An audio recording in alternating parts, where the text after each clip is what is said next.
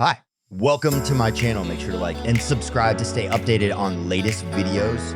In this video, I'll be covering chicken Manchurian recipe, especially for you. So without any further ado, let's get started.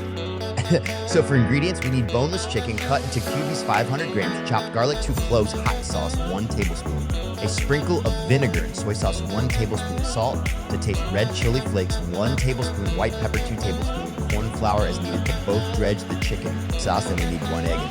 Fan fresh lemon juice 2 tablespoons with chopped spring onions for garnish and oil for cooking. Marinate the chicken with salt and white pepper, that egg, and dredge it with corn flour and mix it.